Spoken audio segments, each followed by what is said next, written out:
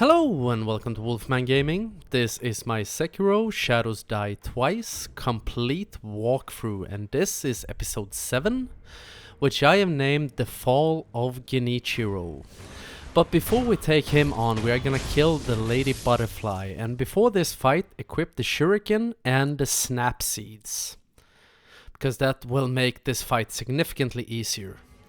Because whenever she jumps up on these invisible lines and jumps off, throw a shuriken. That will throw her off and build up her posture. And she also has a perilous sweep, and you can just punish that as we always do by jumping over it and Goomba stomping on her head. And as I said, the shurikens, whenever she does that jump, when she jumps off, if you throw a shuriken, no matter what attack she is trying to do, you saw in that slow-mo version it was a perilous attack, the shuriken will always interrupt that and stagger her to give you a chance to get in 1 or 2 free swings before she gets back up. And the key to this fight is to be really aggressive, always go on the offensive. Because we want to stick to this old lady's ass like glue. Never give her a chance to back up, because we want to build up that posture as quick as possible. And this is actually quite an interesting boss in the grand scheme of things, because you can take her on pretty much whenever you want in this game. You can take her on really early, which will make her significantly more challenging since you'll have a smaller health bar. You can wait until late game, which will make her an absolute cakewalk. And the reason I decide to take her on at this point in time is I want her battle memory to enhance my attack power before we take on Genichiro, because I think that he is the first real skill check of this game. And that is also one of the reasons why the Ashina Elite mini-boss is just before that fight, to make sure that you have learned parrying. But I'm gonna talk more about that when we get to the Genichiro fight. And now we have gotten through phase 1 of this. Stand just about here, maybe 1 step further back, because you see that she pushes me back a little bit. I was standing a bit too close where she hits the ground. And if you position yourself good there, you will be able to do 1 or 2 swipes just as soon as this phase starts. And in phase 2 she summons in these illusions, and that's where the snap seeds come into play. What I like to do is go into the middle of the room, try to get in the middle of all those illusions, and then use a snap seed which will make all of them disappear.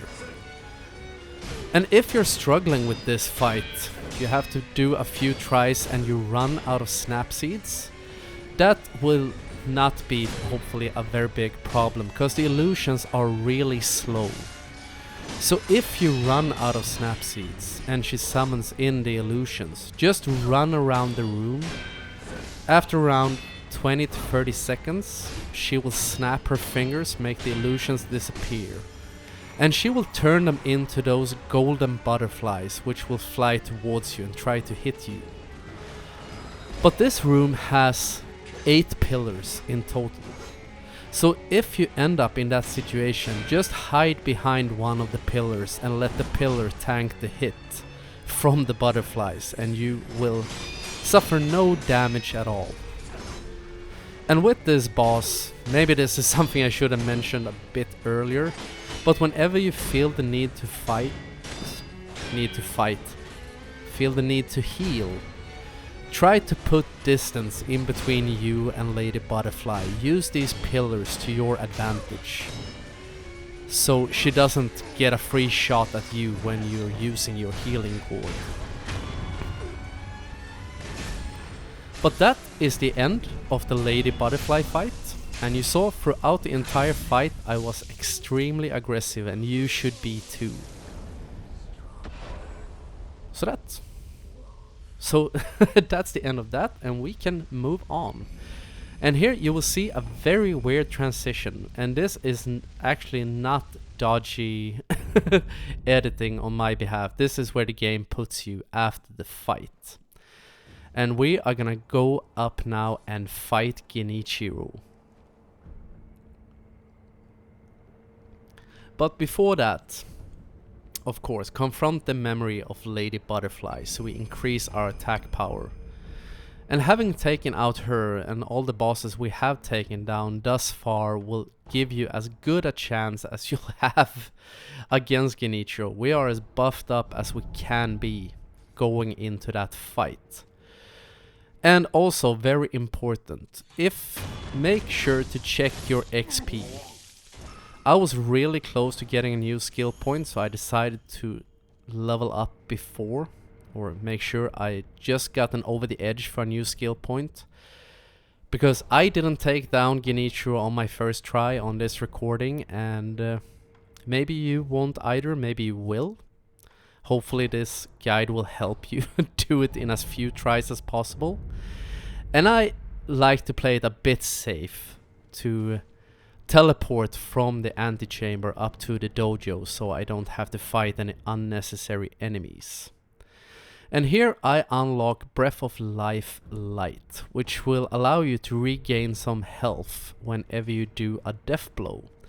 If you don't want to unlock that right now, I recommend going for Shinobi Eyes, which is in the same skill tree. That will do that every time you do a Mikiri counter, you do extra posture damage on the enemy you do the Mikiri counter on.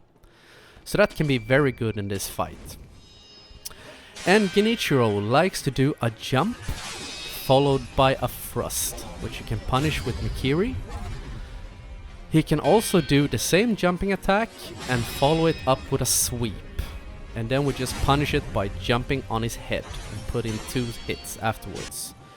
In phase 3 he gets a jumping thrust, which we also punish with Mikiri. And whenever you feel the need to heal, back up, heal and get ready to dodge to the side, because he likes to pull out his bow. You see right there? Just as soon as I have healed, I immediately dodge to the side. Because that arrow, if that makes contact, it will hurt. It will basically negate or nullify the effect of your heal, so you will go ±0. And in this fight, just like Lady Butterfly, stick to his ass like glue, never ease up. But this fight is much more about finding the rhythm. You're gonna trade punches with Genichiro. I usually try to get in 2 swings at the start of a combo before I block. Otherwise it's 1 hit, block, 1 hit, block, 1 hit, block. And you will absolutely wreck this guy. You see there? 1 swing, block. And the jump followed by the thrust or the sweep is something I'm gonna get a bit more into right now. In phase 1, he almost always does the thrust after the jump attack.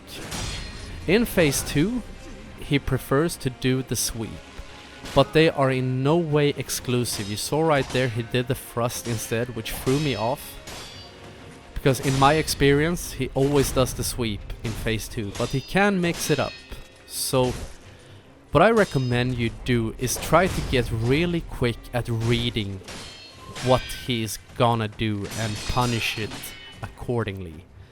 And you can see here, I'm trying to stick as close to him as possible at all times. Because this fight, as I said, he is the first real skill check in this game. And he can wreck you completely. Also that attack, when he rolled forward and did a swing, that is something I want to warn you about. Because usually he follows that roll up with 2 swings. He does one from the left and then a slightly delayed one from the right. So be careful. I punished it with a swing, but sometimes that will punish you. And go into phase 3. He always starts this with a thrust and then he does a lightning attack. And the lightning attacks, if you jump up at the right moment when he does a lightning attack, get hit in mid-air, and immediately press the attack button, you will throw the lightning back at Genichiro. You will not see me do that in this walkthrough because I have never been able to master the timing of that.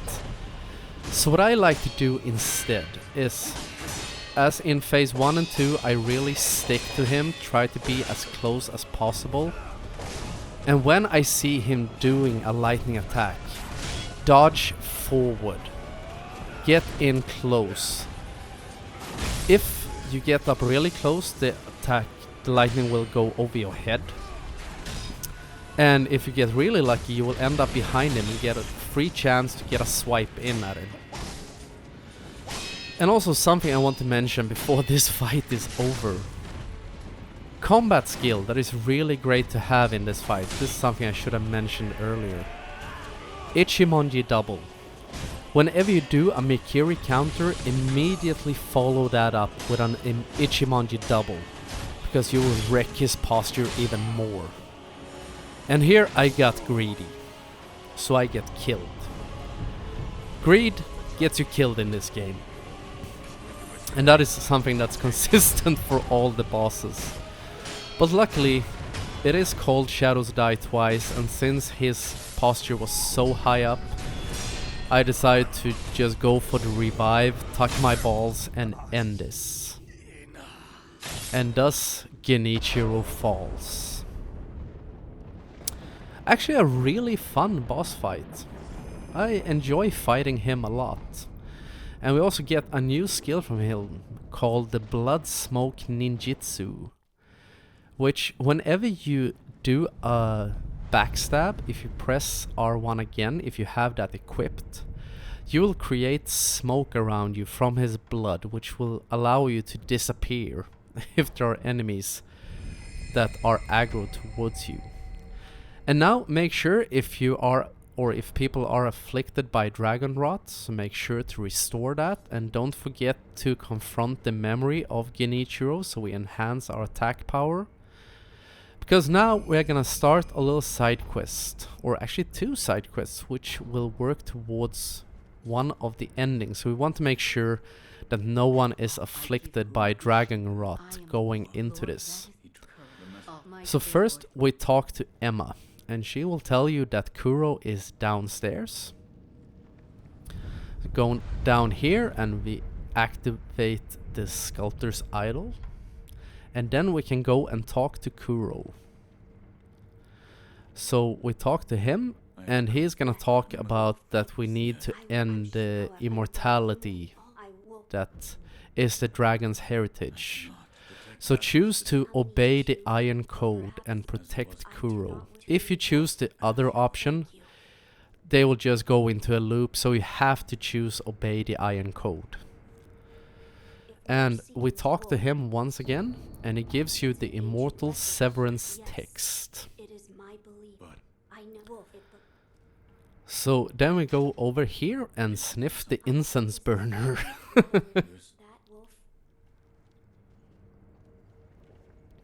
Because we're gonna need to find some things to burn in the incense burner so we can continue the story. And Kuro is really slow. And once he finally moves over here, we're gonna talk to him twice again. And we are going to talk to Ishin Ashina.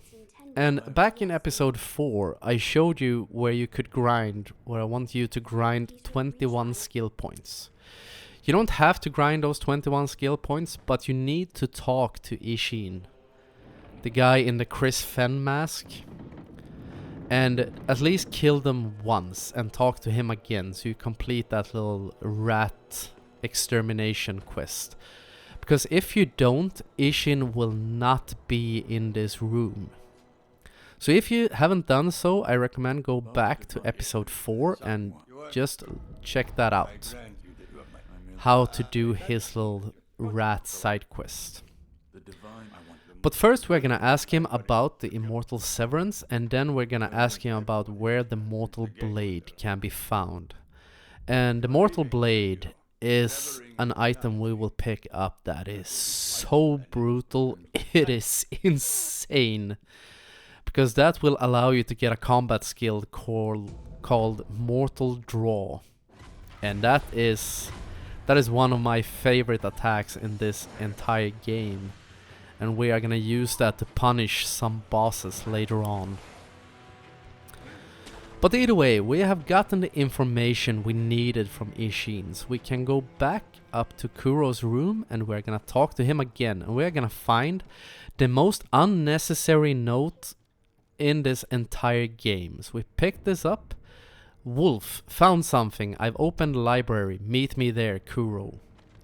He is 5 meters away from you. He could have just called when we got in here. But before you talk to him, you saw I picked up the Gun Fort Shrine key just to his left. Make sure you don't forget to pick that up, or else you will not be able to progress in the game. And also we give him the Sakura droplet that we got from Lady Butterfly.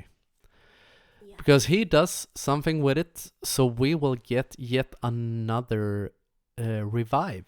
So we'll have 3 revives instead of 2. So after this little conversation is over, so you get additional resurrective power granted. And we ask him about the flower, so he gives you the flagrant flower note. That was a sentence that was kind of hard to say.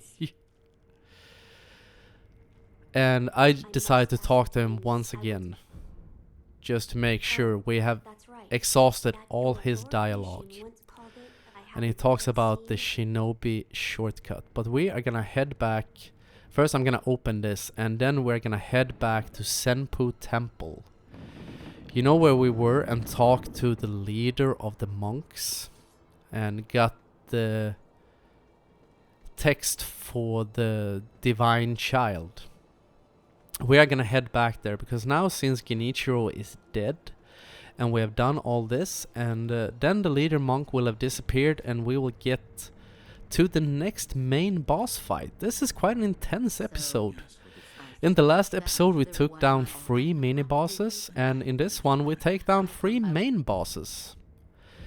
And the boss fight coming up is quite interesting because that is more of a puzzle than an actual fight, because we are gonna kill 4 monkeys that are like see no evil, speak no evil, hear no evil, and I can't remember what the 4th one is supposed to represent. It's like feel no evil or something. So the first thing you want to do when you get in here is turn around and kill the invisible monkey that's behind you, and make sure to do a death blow on him. Also equip the firecrackers going in here. And we are gonna pop a gachin sugar, so which will make us harder to find, because there is the seeing monkey up there, and or he's the talking monkey, sorry.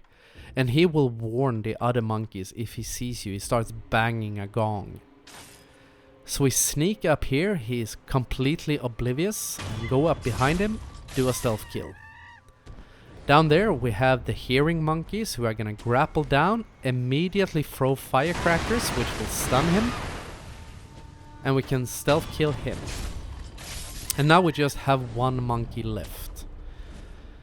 And as you kill these monkeys, some grey purple-ish monkeys will start appearing. And they are terror monkeys. If you don't want to fight them, just ignore them, run past them. And if you're struggling, if one of the monkeys gets away and you don't know how to get him, I think you can use the elusive hall bell to reset any remaining monkeys to their starting positions, and you in your starting position as well. It will not revive the monkeys you have already killed, but it will reset the remaining ones, and here is the last one. And I was quite amazed over how quick this went, because sometimes in my previous runs of this, this is just a path I tried because I saw it in a speed run and it was really easy to copy. Because on my previous runs, you can run around in there for 30 minutes. And not finish it if you get unlucky. But now we're gonna pick up the mortal blade. So we're gonna talk to this, the divine child.